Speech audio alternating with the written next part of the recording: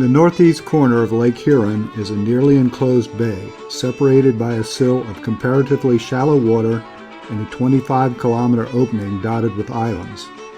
In the northeast corner of that kidney-shaped bay, known as Georgian Bay, are two Canadian provincial parks, French River Provincial Park and Killarney Provincial Park.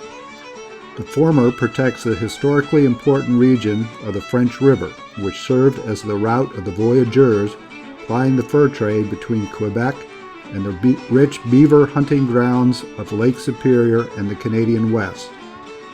Killarney Park features the white quartz mountains that stand above the softer pink granite of the Canadian Shield.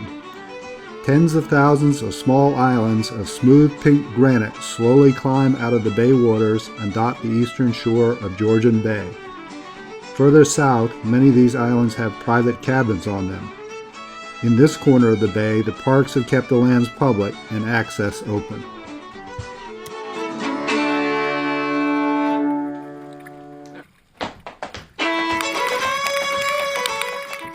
Key River flows down through 10 to 20 meter high banks to the town of Key Harbor. There perhaps 100 cottages and several lodges are located at the mouth of the river at the corner of Georgian Bay. There are no roads to Key Harbor, and all supplies, cargo, and visitors must arrive by boat. That can make the river a little busy with traffic, but this sleepy, foggy, rainy morning only saw a few boats going up and down the narrow river.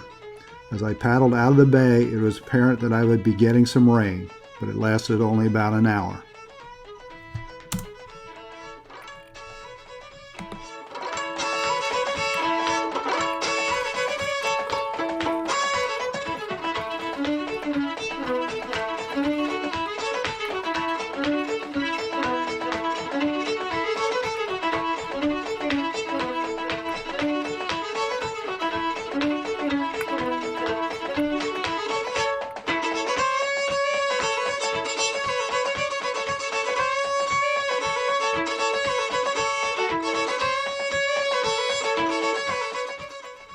I paddled out to the Bustard Islands, about 2 kilometers offshore.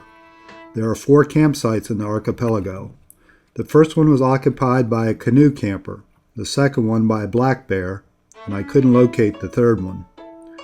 I camped on one of the many small rock islands instead.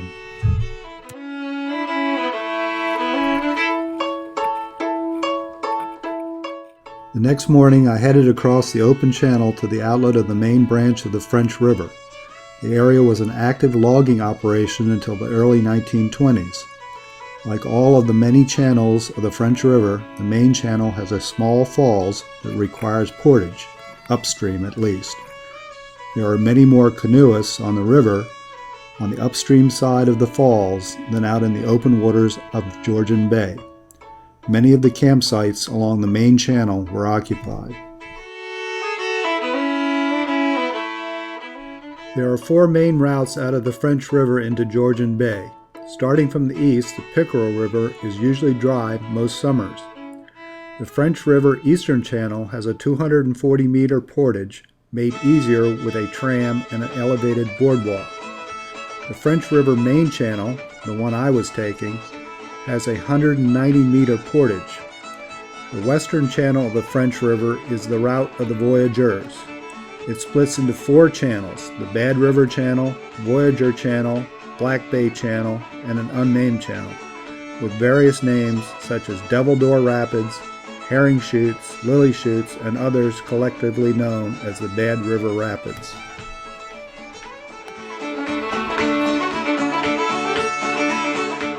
I intended to descend the western French River Channel following the course of the voyageurs and returning to Georgian Bay. There are many fewer people in the western channel, and I snagged this great campsite late in the day.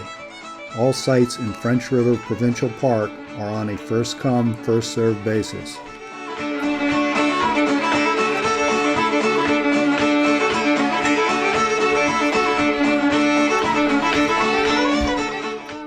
In the smaller, shallower portions of the rivers, pond lilies and pickerel grow among the heavy beds of aquatic vegetation cropped to the depth of a Canadian goose's neck. There were little green frogs everywhere.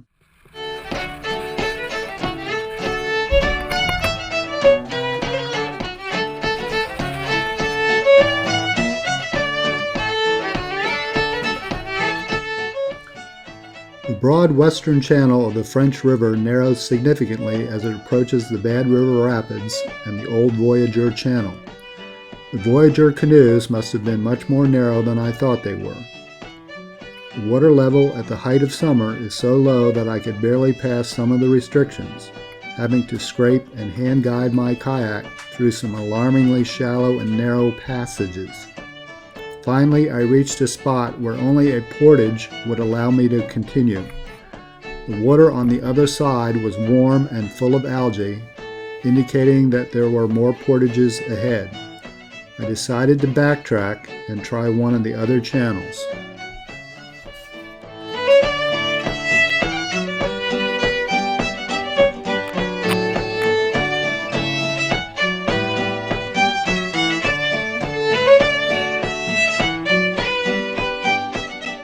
I backtracked all the way to the confluence of the channels and headed down the Bad River Channel toward Herring and Lily Shoots.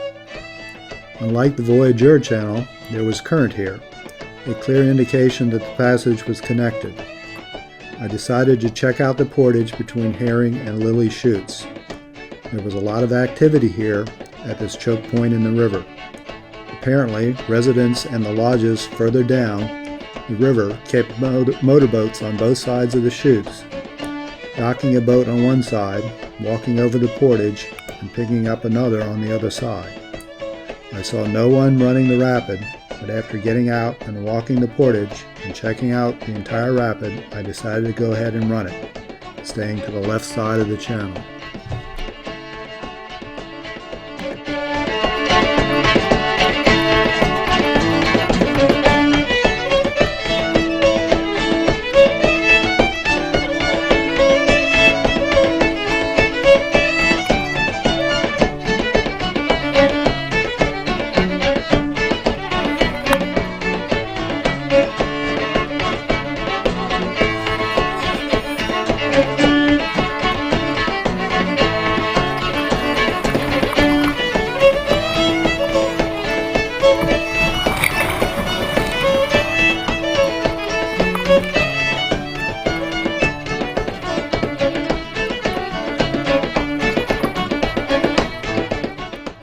I went over to Herring Chute to check it out. It was much like the other side of Lily Chute, with a rock spillover that might require a brace, but it was not difficult at all. I next paddled out to Devil Door Rapid, which was almost gone this year. 3 years ago, this was a half-meter drop.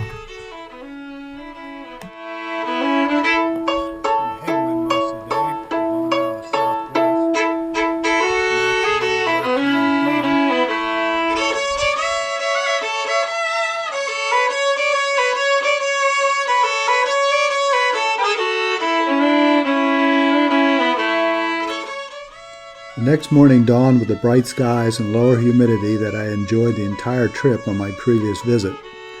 One never really knows a place until you've seen it in all its moods, and this year I was certainly getting the full Monty.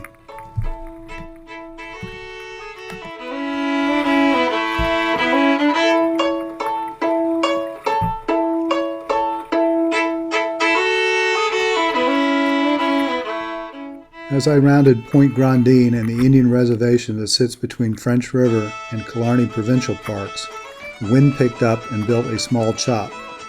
It was nothing to concern a kayaker, but it might give pause to an open canoeist of little experience with a large camping load. Later in the day, the waves were breaking heavily on the many submerged rocks.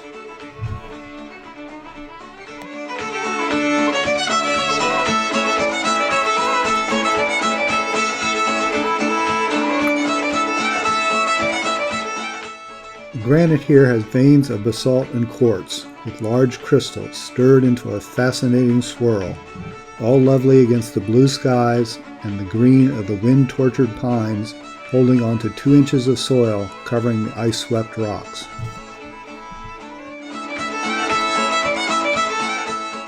In the Killarney region, the water of the open bay turns from a muted sapphire to a lovely emerald color, due to the white quartz sediment flushed down into the bay from the mountains visible to the north.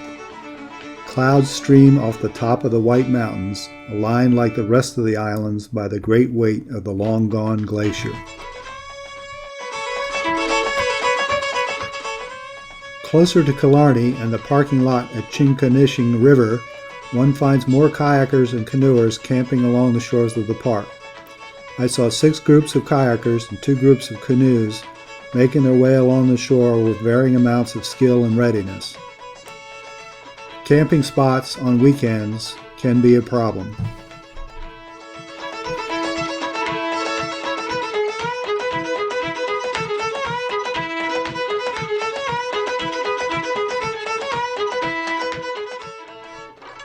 The names for landmarks here tend to be simple: Moose Bay, Bear Bay, Deer Island, the Chickens, the Hens. As I passed the second set of Fox Islands, I rounded the western end of Philip Edward Island and entered into Collins Inlet. I was headed for my favorite campsite from the previous trip on the east end of a little island. Serious time in the old tent here today. It's pretty gloomy outside. Been raining all morning. Decided not to paddle anywhere today. This is what we're getting.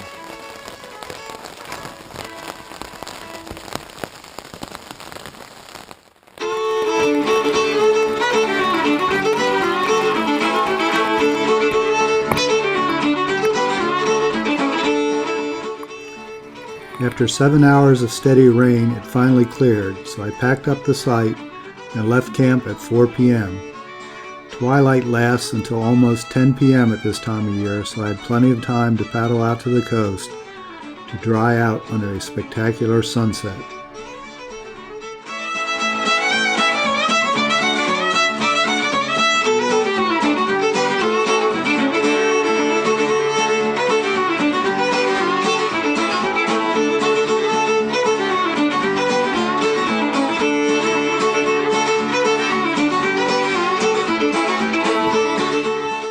I headed up the western channel of the French River and tried to paddle back up the old Voyageur channel from the downstream side.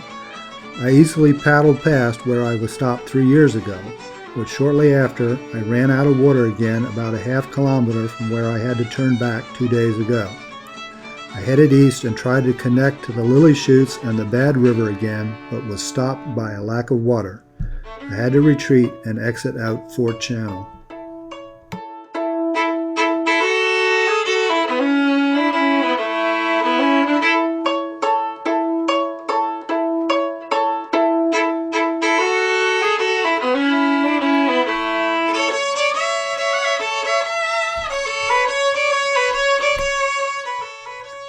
A final day of variable weather, fog, rain, and sun, led me back to the busy Key River and its boat traffic.